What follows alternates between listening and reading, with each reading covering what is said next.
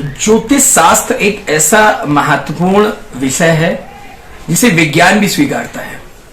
और बहुत ही आश्चर्य के साथ आपको बताना चाहूंगा कि जैसा कि आपको मालूम है कि हमारे सभी वेदों में और पुरातन काल से ही ये चला आ रहा है कि वास्तु विज्ञान एक ऐसा विज्ञान है जिसके माध्यम से हम एक अच्छे स्वास्थ्य को पा सकते हैं।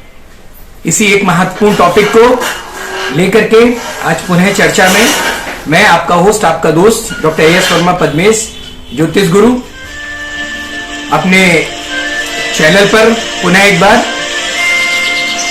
साथियों, जो वास्तु शास्त्र होता है, वास्तु विज्ञान जिसे हम परिभाषित करते हैं, तो वास्तु शास्त्र और वास्तु विज्ञान लगभग मैं कह सकता हूं कि एक ही शरीर की एक आत्मा और एक जान है।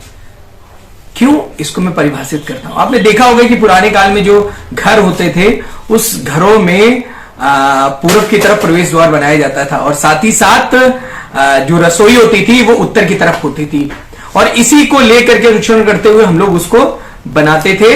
और लगभग मैं समझता था कि उस समय के जो लोगों की आयु थी वो पूरे 120 साल लगभग वो जिया करते थे, जो कि इस युग की हमारी कलयुग की आयु निर्धारित मानी जाती है।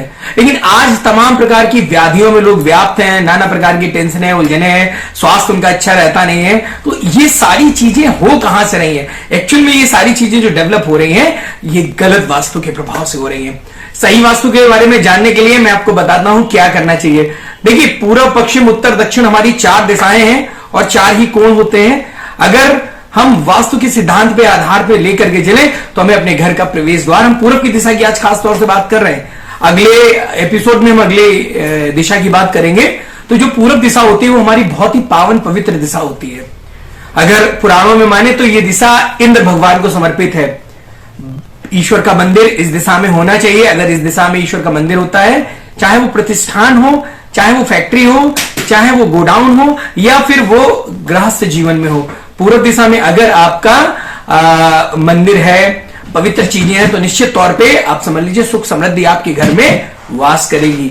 साथ ही साथ ऐसे घर के जो बच्चे होते हैं वो बहुत तरक्की करते हैं, बहुत उन्नति करते हैं। एक और खास चीज, हमें पूर्व दिशा में प्रवेश द्वार तो करना ही चाहिए।